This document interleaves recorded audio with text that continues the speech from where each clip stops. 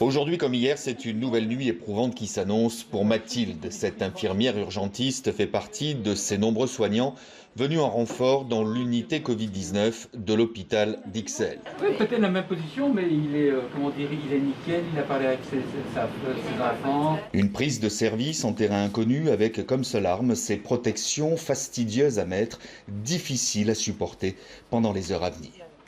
Oui, c'est stressant parce qu'il faut être hyper attentif à tout et se souvenir de tout ce qu'on a fait.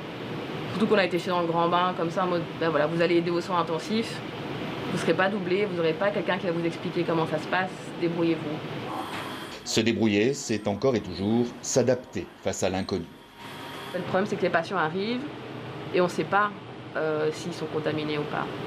Parfois, les gens viennent parce qu'ils ont une entorse et en fait, finalement, pour X ou X raisons, on leur fait un scanner des poumons et on voit qu'ils sont infectés au Covid, mais plus. Rassurer les malades, leur permettre de communiquer avec l'extérieur grâce aux outils numériques et pour les plus gravement atteints, travailler en équipe en appliquant des gestes très précis. Plus bas, beaucoup plus bas. À chaque fois, c'est la peur au ventre que Mathilde passe ses nuits, comme ce fut le cas avec une patiente de 80 ans. Je suis penchée vers elle et elle m'attrape et elle me fait un énorme câlin en me prenant par la nuque, qui est le seul endroit où on n'est pas spécialement protégé. Et donc mon premier réflexe c'était de la repousser en arrière. J'ai trouvé ça hyper violent, autant pour moi que pour elle. Ça c'est dur, je trouve, de ne plus avoir ce contact-là avec les patients. De ne plus les voir, ils voient que nos yeux et encore avec nos lunettes, nos trucs.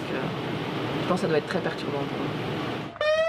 La nuit s'achève, le jour se lève, fin de service sous les applaudissements. Merci à vous. Il est grand temps de rentrer à la maison.